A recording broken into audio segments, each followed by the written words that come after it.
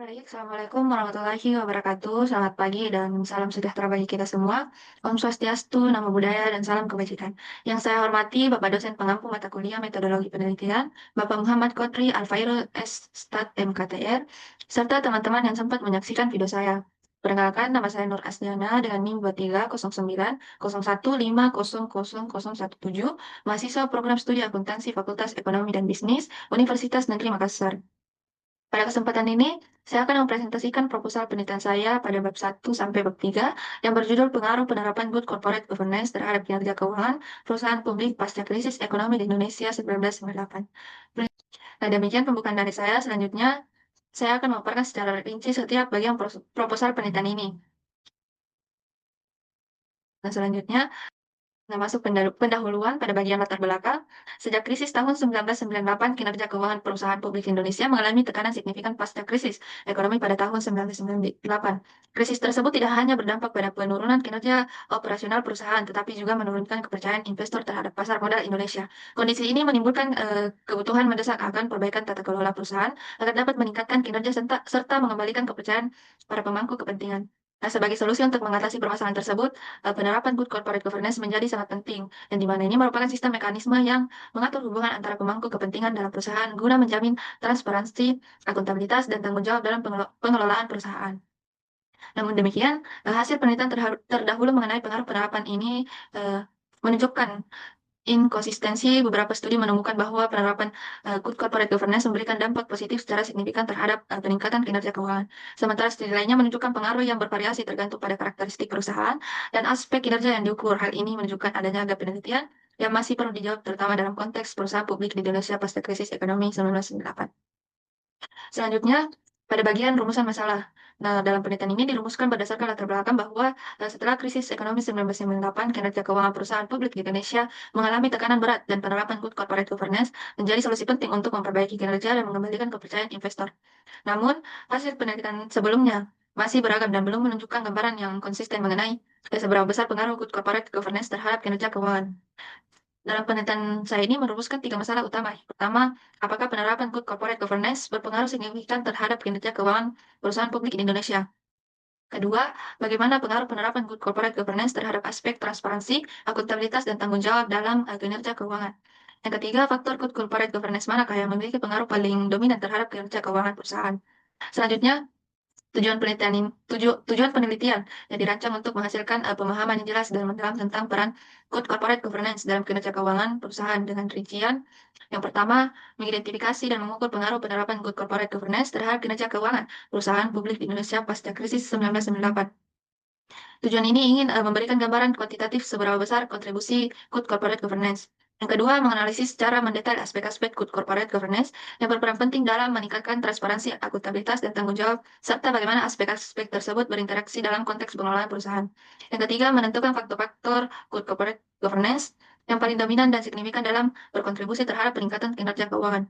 Tujuan ini membantu perusahaan dan regulator untuk memfokuskan perhatian pada elemen tata kelola yang efektif. Dengan tujuan tersebut, penelitian ini menyajikan hasil yang bermanfaat bagi secara teoritis maupun praktis, serta memberikan dasar empiris untuk perbaikan tata kelola perusahaan. Selanjutnya, manfaat penelitian. Manfaat penelitian bagi perusahaan sebagai bahan evaluasi dalam meningkatkan penerapan good corporate governance guna memperbaiki kinerja keuangan. Kedua, bagi regulator dan otoritas pasar modal untuk mengembangkan kebijakan yang mendukung tata kelola perusahaan yang baik. Ketiga, bagi penulis sebagai referensi dan dasar penelitian lebih lanjut mengenai hubungan antara good corporate governance dan kinerja keuangan perusahaan. Nah, itulah penjelasan dari bab 1, dan di mana itu ada latar belakang, rumusan masalah, dan manfaat penelitian. Baik, selanjutnya bab 2, tinjauan pustaka, yang di mana landasan teorinya yaitu Good Corporate Governance pasca krisis ekonomi 1998 di Indonesia didefinisikan sebagai sistem pengaturan dan pengendalian perusahaan melalui prinsip tarif yang diwajibkan oleh Komite Nasional Kebijakan Good Corporate Governance sejak 1998 dengan elemen operasional seperti komposisi Dewan Komisaris Independen minimal 30-50% untuk pengawasan manajemen, Komite Audit Independen yang memverifikasi laporan keuangan triwulan sesuai POJK, serta kepemilikan institusional minimal 20% untuk monitoring eksternal. Elemen-elemen ini secara langsung terkait dengan pengaruh terhadap kinerja keuangan karena mengurangi agensi cost akibat konflik kepentingan manajer pemegang saham yang menyebabkan kerugian.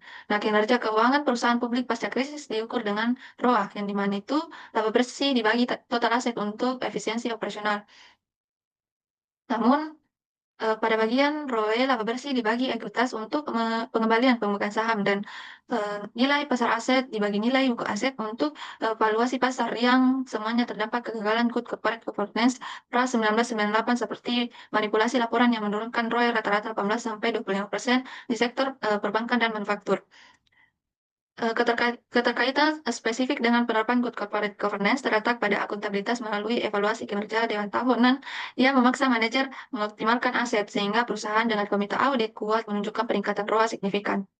Dibanding yang lemah relevan untuk menguji hipotesis pengaruh kausal pada BEI 1999 sampai 2025. Selanjutnya pada bagian kerangka pemikiran, yang di mana itu penelitian ini didasarkan pada konsep bahwa penerapan Good Corporate Governance variabel independen berpengaruh terhadap kinerja keuangan perusahaan variabel dependen. Good Corporate Governance dilihat dari elemen-elemen seperti komisaris independen, komite audit, transparansi, dan akuntabilitas yang dapat meningkatkan kualitas manajemen, pengendalian risiko, dan kepercayaan investor. Kinerja keuangan diukur dengan rasio keuangan seperti ROA, ROE, dan margin laba bersih. Hipotesis penelitian menyatakan bahwa penerapan Good Corporate Governance berpengaruh positif dan signifikan terhadap kinerja keuangan perusahaan publik di Indonesia pasca krisis 1998. Nah, selanjutnya pada bab 3 metodologi penelitian, yang di mana pendekatan dan jenis penelitian.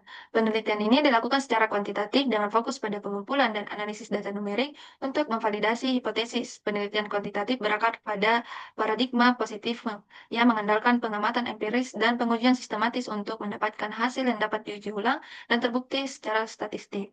Nah, penelitian survei yang dimana jenis penelitian kuantitatif yang dipilih karena mengutamakan pengumpulan data dari sampel representatif dan dengan menggunakan instrumen terstruktur. Dengan menggunakan teknik statistik inferensial, survei kuantitatif memungkinkan untuk menyampaikan hasil dari sampel ke populasi yang lebih luas. Selain itu, survei memberikan gambaran kuantitatif tentang kondisi, sikap, dan hubungan antara variabel serta mendukung pengujian hipotesis penelitian. Metode ini cocok untuk jenis penelitian yang memiliki tujuan untuk sistematis mengevaluasi pengaruh variabel independen terhadap variabel dependen.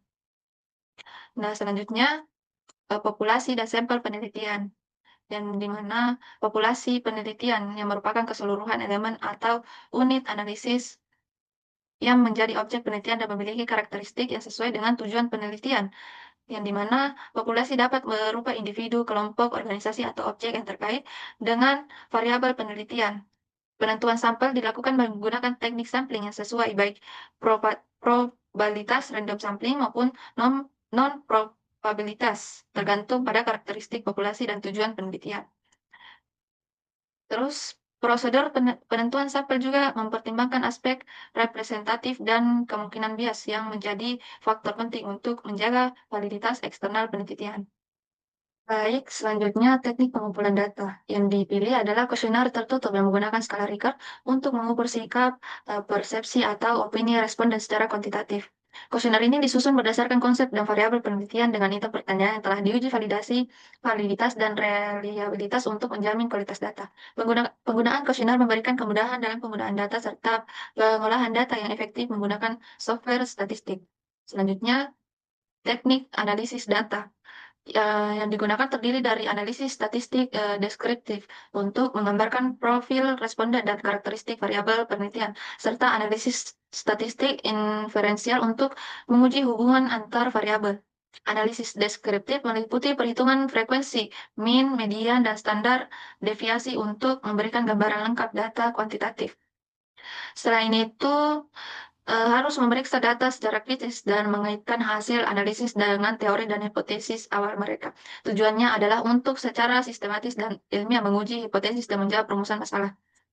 Selanjutnya, uji asumsi klasik dan hipotesis. Yang dimana uji asumsi klasik merupakan langkah penting untuk menjamin validitas dan reliabilitas analisis regresi dalam penelitian kuantitatif. Salah satu syarat untuk analisis parametrik adalah uji normalitas data dan menentukan apakah distribusi variabel mengikuti distribusi normal. Untuk tujuan ini, berbagai teknik seperti uji Kolmogorov, Smirnov, dan Shapiro-Wilk yang digunakan. Sehingga hipotesis juga memiliki dasar teori yang kuat dan dapat diuji secara valid. Penting bagi peneliti untuk membuat hipotesis berdasarkan kerangka teori dan temuan penelitian sebelumnya. Hipotesis juga memiliki peran penting dalam seluruh proses penelitian, mulai dari pengumpulan data hingga analisis dan interferensi hasil penelitian. Baik, demikianlah paparan saya mengenai proposal penelitian pada bab 1 sampai bab 3 tentang pengaruh penerapan Good Corporate Governance terhadap kinerja keuangan perusahaan publik pasca krisis ekonomi di Indonesia 1998. Saya berharap proposal ini dapat memberikan gambar yang jelas mengenai pentingnya tata kelola perusahaan dalam meningkatkan kinerja keuangan, khususnya dalam konteks Indonesia pasca krisis. Saya juga berharap penelitian ini dapat memberikan kontribusi ilmiah secara manfaat praktis bagi perusahaan dan regulator di masa mendatang. Saya mengucapkan terima kasih yang sebesar-besarnya atas kesempatan, perhatian, dan bimbingan dari Bapak dosen pengampu mata kuliah metodologi penelitian. Wassalamualaikum warahmatullahi wabarakatuh. Terima kasih.